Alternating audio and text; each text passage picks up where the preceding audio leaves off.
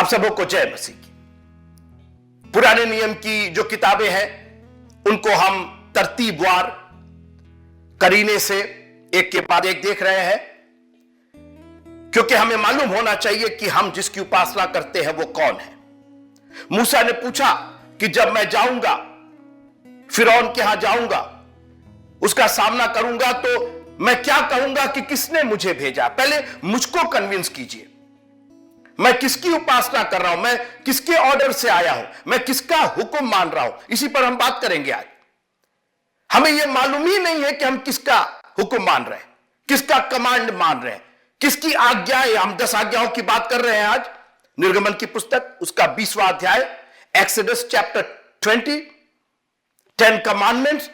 लेकिन पहले यह तो जानिए कि कमांडर है कौन। कमांड जानने के लिए आपको कमांड बाद में याद कीजिएगा, पहले कमांडर को तो समझ लीजिए। जब कमांडर आपको समझ में आ जाएगा, उसकी ताकत समझ में आ जाएगी, उसकी पर्सनैलिटी समझ में आ जाएगी, उसकी हकीकत समझ में आ जाएगी, तो 10 हुक्म भी समझ में आ जाएगा। आज 10 हुक्म इसलिए हमको समझने में परेशानी होती, याद तो कर लेते हैं लेकिन उस पर चलने में इसलिए परेशानी होती है कि हमने उसके देने वाले को, 10 हुक्म देने वाले को जाना ही नहीं है। जब आप 10 हुक्म देने वाले को पहचान जाएंगे तो फिर आप 10 हुक्म भी जान जाएंगे। एक बार आपको समझ में आ जाएगा कि वो कमांडर आपका कौन है, ये 10 हुक्म देने वाला कौन है, आप खुद ब खुद इस 10 हुक्म को मानने लगिएगा।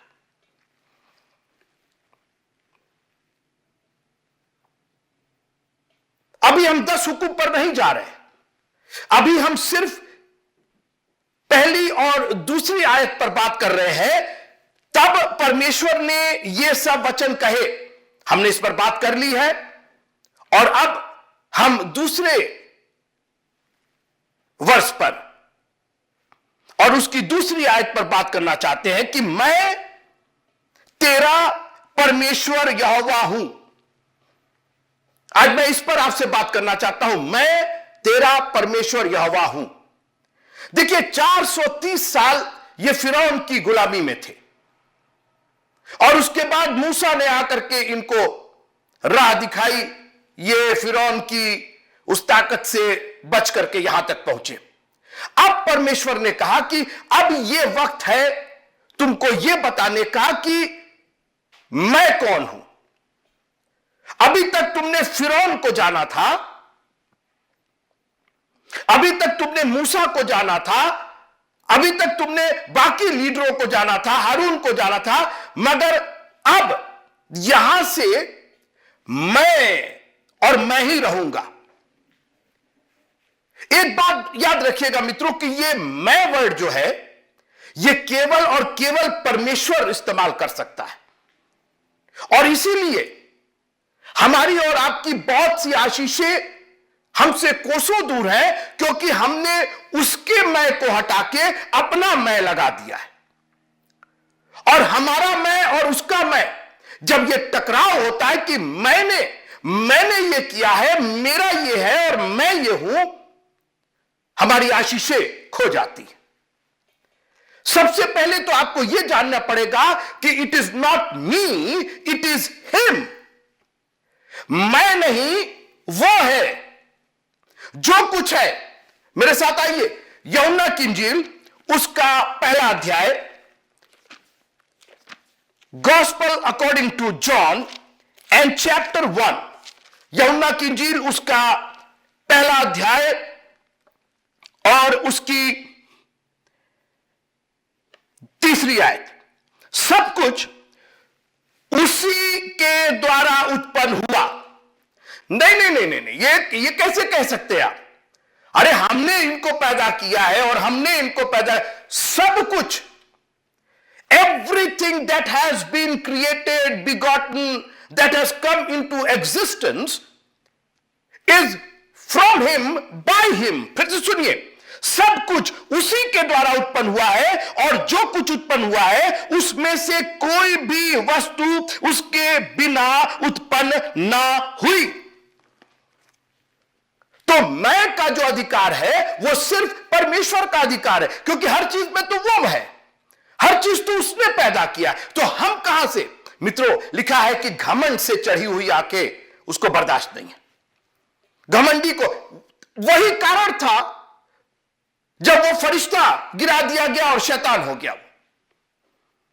उसका घमंड उसको बर्बाद कर दिया। और आज हम में से बहुत सी प्रॉब्लम है। मैं आपको बताऊं कि मेरी दुआ कभी आप सुनिएगा, पर्सनल जो मैं दुआ करता हूं, तो उसमें एक वर्ड तो आपको हर दुआ में मिलेगा, प्रभु मुझको नम्र और दीन बनाना। घमंड कभी मुझ में आने ना पाए, किसी भी चीज का। घमंड तो ऐसी सी चीजों का आ जाता है। और केवल यह नहीं कि आपके पास धन दौलत हो गया तो घमंड हो गए। मित्रों, टूटी साइकिल पर चढ़ने वाला ज्यादा घमंडी हो सकता है बनिस्बत मर्सिडीज कार में चलने वाला। घमंड का रुपए पैसे धन दौलत से कई बार तो गरीब ज्यादा घमंडी होते हैं बनिस्बत अमीरों के। मेरे मित्र एक बार बता रहे थे कि वो कहीं इंडिया में ही फ्लाई कर रहे थे, तो एयरपोर्ट पर उतरे और तब तक एक अच्छी सी गाड़ी आकर के रुकी और उसमें से अकेले एक आदमी अपना दरवाजा खोल करके उतरा और वो उधर से फिर ड्राइवर उतरा और ये आदमी के पास एक बैग था और उसने जा करके और उस ड्राइवर से हाथ मिलाया। ये आदमी जो था अच्छा सूटेड बुटेड था, ठीक ठाक था। उसने जाकर के हाथ मिलाया, उसको कंधे पर हाथ रखा, उसको शाबाशी दी या जो भी था और हाथ मिलाया और कहा भाई चलो ठीक है। मेरा मित्र दूर से उसको देख रहा था, भाई कौन है क्या है। बाद में पता चला कि वो जो टाटा के मालिक है, रतन टाटा, वो थे। आप ये बोलिए कि मतलब इंडिया के वन ऑफ द रिचेस्ट। तो घमंड जो है वो रुपए पैसे नहीं दे। लोग सोचते हैं इनके पास पैसे हो गए हैं, इनके पास धन दौलत हो गया है और इनके पास पद हो गया है तो ये घमंडी हो गया, ऐसा कहीं नहीं है। घमंड जो है वो ऊंच नीच नहीं देखता, घमंड किसी में भी आ सकता है। तो ये आपको तय करना पड़ेगा। आप कहेंगे आप 10 हुक्म बता रहे हैं कि आप घमंड बता रहे हैं। मैं क्या कह रहा हूं कि जब तक आपको ये नहीं समझ में आएगा कि ये कह कौन रहा है, जब आपको यह समझ में आ जाएगा कि भैया ये 10 कमांडमेंट, ये 10 हुक्म उसने दिए हैं जिसके द्वारा सब कुछ उत्पन्न हुआ है, तो हमारी और आपकी हिम्मत हो सकती है क्या कि इन 10 हुक्म पर हम ना चले? जब सब में सब कुछ वही है, जब सब कुछ उसके द्वारा उत्पन्न हुआ, when he is all in all, when he is the almighty, when he is the creator, तो उसके दिए हुए कमांड को हम और आप कैसे?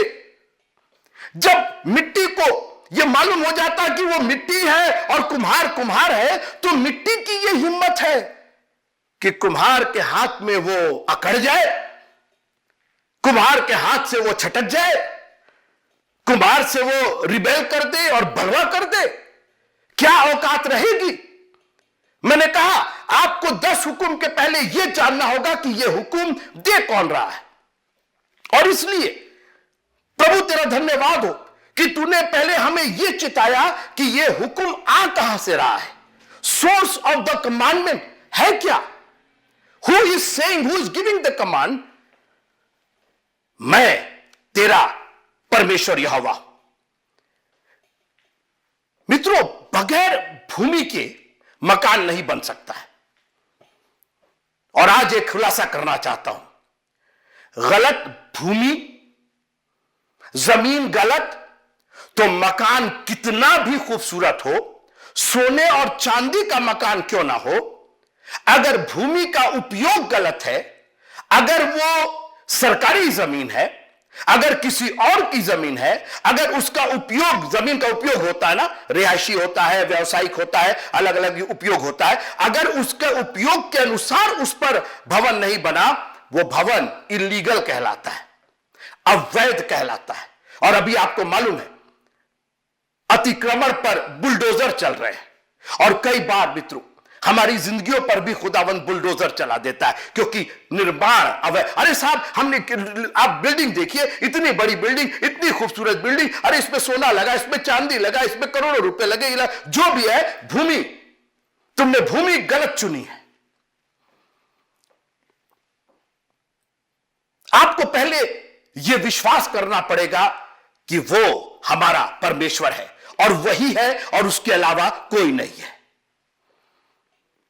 हमने अपने अपने ईश्वर बना रखे हैं, हमने अपने आप को ईश्वर बना रखा है। मैं तेरा परमेश्वर यहोवा हूं। अभी तक फिरौन तुम्हारा हुआ करता था, अभी तक मूसा हुआ करता था। मित्रों, उसने अपने आगे किसी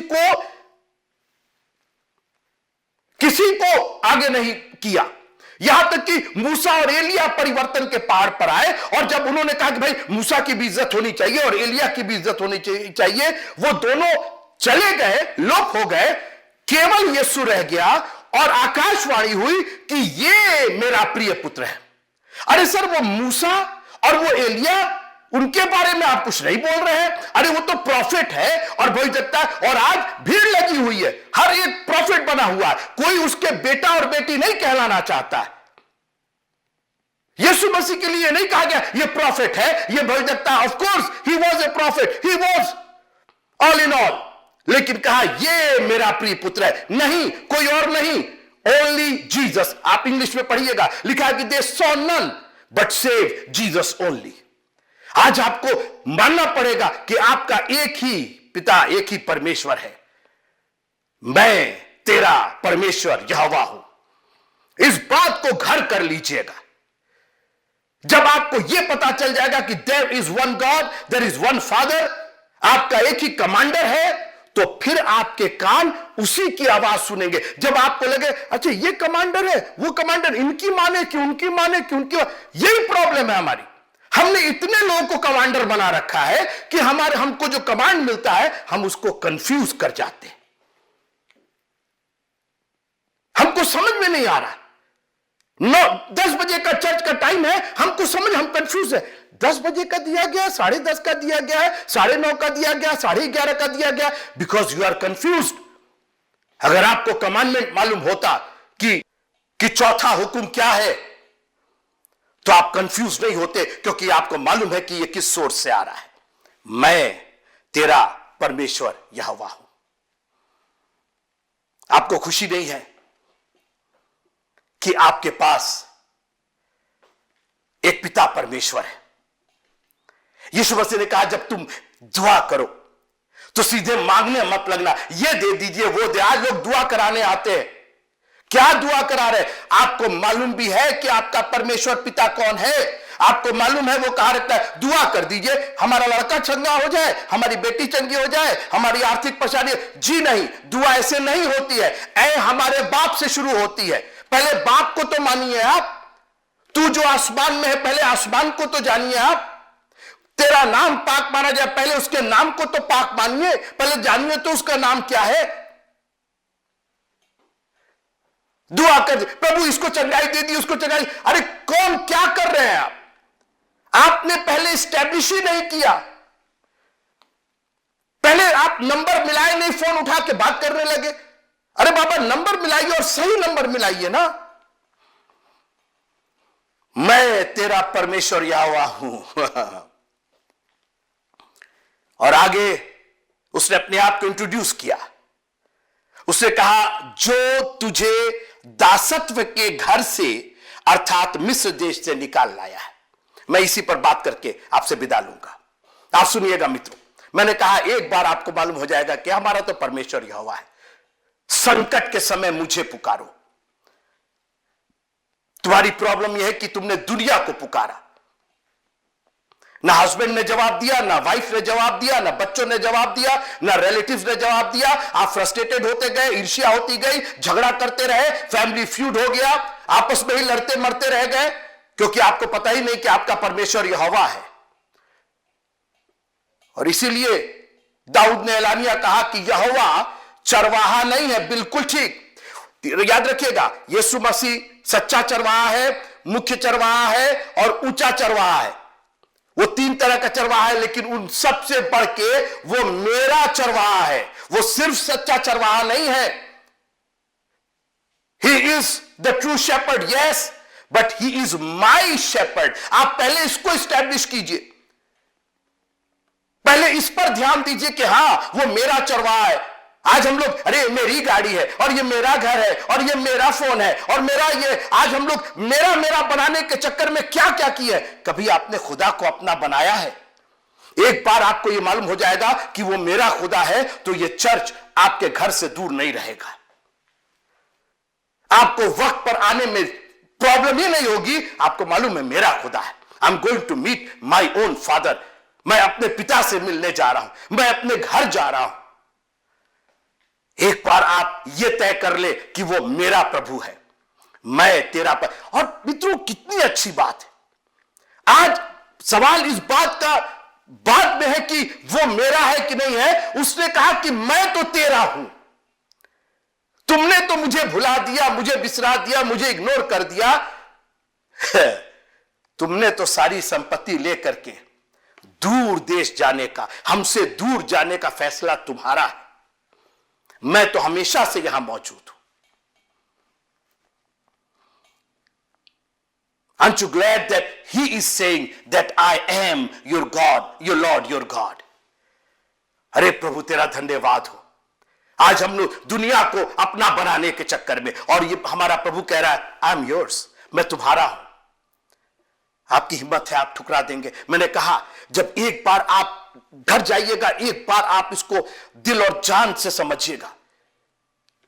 वो आसमान और जमीन का खालिक और मालिक, वो ये नहीं कहता कि मैं तारों का परमेश्वर हूं और मैं चांद का परमेश्वर हूं, सूरज का परमेश्वर हूं, चिड़ियों का और उनका उसने कहा कि मैं तेरा परमेश्वर हूं। क्या इज्जत उसने बख्शी, कितनी मोहब्बत उसने हमसे की है, आप इसका अंदाजा नहीं लगा सकते। एक बार आपको इसका अंदाजा हो जाएगा कि व्हाट ए वास्ट लव, एक इतना बड़ा प्यार, दोनों हाथ फैला दिए। उसने कहा इतनी मोहब्बत मैं करता हूं, नापना है नापो इसको।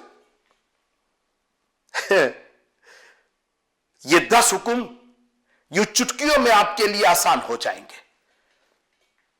आपको ये 10 हुक्म इसलिए कठिन लगते हैं कि आपको पता ही नहीं है कि ये हुक्म है किसके। जी हुक्म है, लेकिन ये पता होना चाहिए किसके है। क्योंकि जब एक बार आपको पता चल जाता है कि ये हुक्म किसका है, तो फिर आप उसी हिसाब से काम करने लगते हैं। एक बार मालूम हो जाता है कि थाने से बुलाया गया है और थानेदार ने बुलाया है, पड़ोसी ने बुलाया है, समझ में आए जाएंगे नहीं जाएंगे, और फलाने ने बुलाया है जाएंगे नहीं जाएंगे। लेकिन किसी ने आके कह दिया कि थानेदार साहब बुलाए आपको, बड़े साहब थाने पर बुलाए, आपकी हिम्मत है और बोले कि अभी चले आना है, रात में 12 बजे चले आना है, अभी बुलाया उन्होंने। आगे उनको कुछ कहने की जरूरत ही नहीं, आप खुद ही जानते हैं कि परिणाम क्या होगा अगर आप नहीं जाएंगे तो। जैसे ही आपको मालूम हो गया कि किसने बुलाया है, किसने कमांडमेंट भेजा है, किसने आज्ञा दी है, आपकी क्रिया अपने आप उसी हिसाब से चलने लगती है। मैं बार बार यह कहना चाहता हूं कि आपको पहले पहली और दूसरी लाइन इस 10 हुक्म की जान लेना पड़ेगा कि who is your Lord and God, किसने ये 10 कमांडमेंट दिए हैं। मैं तेरा परमेश्वर यहोवा हूं। कौन हूं मैं? मैंने तुझे दासत्व के घर से छुड़ाया है। थोड़ी देर मेरे साथ रहिए। तुम खराब नहीं थे, तुम गलत जगह पर थे। मैंने अपने हाथों से बनाया तुमको, मैंने अपने स्वरूप और अपनी समानता में तुम्हें बनाया, अपने जीवन का श्वास तुम्हारी नथनों में फूका है। तुम कैसे खराब हो सकते हो? तुम गलत जगह पर थे, और इसीलिए मैं उसको दासत्व का घर कह रहा हूं। मैं तुमको दास नहीं कह रहा हूं। वो दासत्व का घर था, वो घर ही खराब था, वो मिस्र का देश ही खराब था, और इसीलिए मैंने उसको नेस्त नाबूद कर दिया और तुमको बचा करके मैं लेके आया।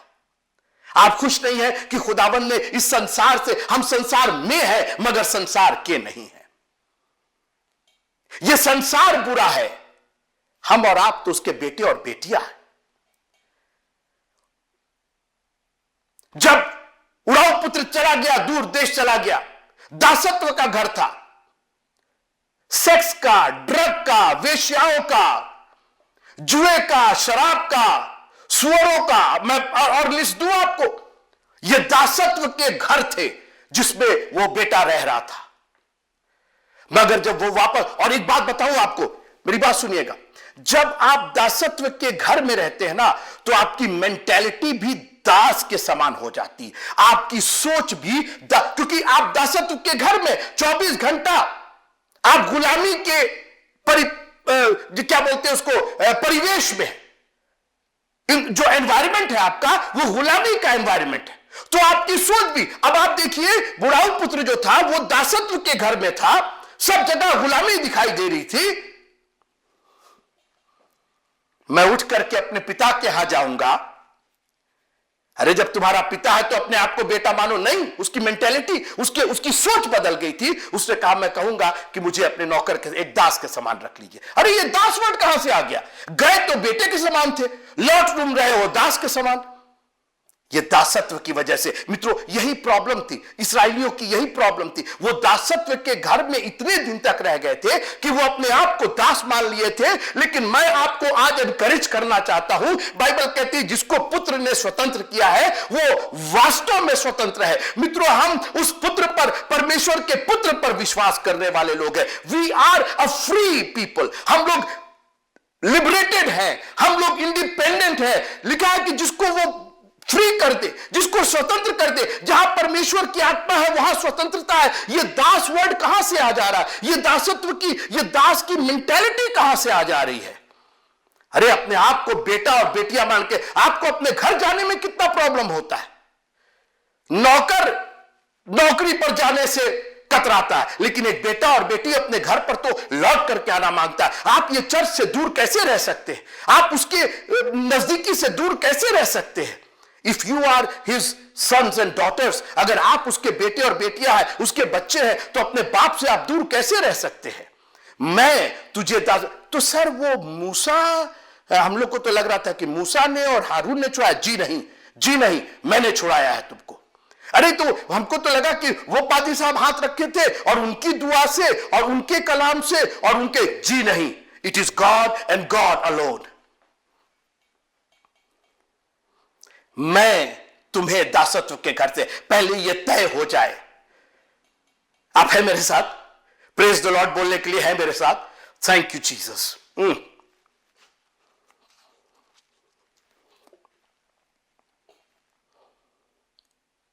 आपकी हिम्मत कि जिसने आपको उस गुलामी से छुड़ाया, इवन 430 साल के बाद वो भूला नहीं आपको।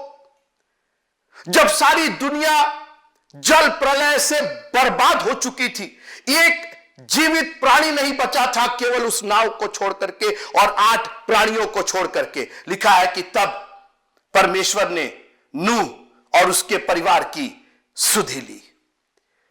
जब कोई नहीं है मित्रों, हमारा प्रभु सुधि लेने को तैयार है। कितना दिन बीत जाए, 38 साल, 12 साल, 4 दिन का मुर्दा, जिसको सुधि रखना है वो सुधि रख रहा है। मैं आपको आज चैलेंज करना चाहता हूं, अगर आपने सच्चे दिल से अपने प्रभु पर यकीन किया है, अगर आप मानते हैं कि वो आपका परमेश्वर है और उसने आपको छुड़ाया है, तो ये 10 हुक्म आपके लिए चुटकियों के समान होगा। आप इस तरीके से, आप जैसे आप क्या कर दे उस प्रभु के लिए जिसने आपको दासत्व के घर से छुड़ाया है, मिस्र से छुड़ाया है। नेस्तनाबूद कर दिया उसने, मिस्र को बर्बाद कर दिया, खत्म कर दिया। आज तक मिस्र का कोई नाम नहीं। आप जाइएगा तो केवल पिरामिड मिलेंगे और रेगिस्तान मिलेगा, वहां पे कहीं कुछ नहीं। और वही छोटा सा देश इस्राएल पूरी दुनिया पर काबिज है। हर जगह उसकी तूती बोलती है, यहूदियों की तूती बोलती है। मित्रों, वो परमेश्वर के लोग हैं और हम और आप भी उसके साथ राज्य करेंगे। मैं तेरा परमेश्वर यहोवा हूं, जो तुझे दासत्व के घर से छुड़ा के लेके आया। उड़ाऊ पुत्र लौट करके आया, उसके बाप ने कहा ना ना ना ना, वापस वापस वापस जाओ, वहीं रहो, दूर देश रहो, जो तुम हरकत करके आए हो, एक लफ्ज नहीं। आज मैं आपको दावत देना चाहता हूं। मैं नहीं जानता हूं कि आप किस दासत्व के घर में हैं, लेकिन एक चीज मुझे मालूम है कि हमारे प्रभु के पास इतनी ताकत है कि वो आपको आपके दासत्व के घर से छुड़ा सकता है। अभी हम पाम संडे और गुड फ्राइडे और ईस्टर मनाएंगे। ये जानते हैं काहे का त्योहार है? ये फ्रीडम का त्योहार है। हमें मौत से आजादी दे दी। ऐ मौत तेरा डंक कहा, ऐ कब्र तेरी फतह कहा। जो हमको गुलाम बना के, मौत हमको गुलाम बना के हमेशा के लिए रखना चाहती है, तो उसने कहा कतई नहीं, मैं इसको छुड़ा के, मैं अपने बच्चों को इस मौत के दासत्व के घर से छुड़ा करके लेकर के आऊंगा। और आज भी उसका वादा है और वो वादा पूरा हो रहा है। प्रभु आप सबको बड़ी आशीष दे। 10 हुक्म के पहले ये जान लीजिए कि ये हुक्म किसने कहे हैं, कौन है वो जो ये 10 आज्ञाएं हमको दे रहा है। एक बार आपको उसकी ताकत, उसकी शख्सियत, उसकी पर्सनैलिटी, उसका वैभव, उसका महात्म्य, उसकी ऑलमाइटीनेस पता चल जाएगी, तो 10 हुक्म क्या, एक भी हुक्म और भी जो हुक्म उसने दिए हैं, कोई किसी को भी मानने से आप इनकार नहीं कर पाइएगा। आप सहर्ष दिल से आप कहिएगा प्रभु तेरा धन्यवाद, आपकी एक एक आज्ञाएं मानी जाएंगी और उसकी आज्ञाओं को मानने से जीवन और बहुतायत का जीवन मिलता है। जय मसीह।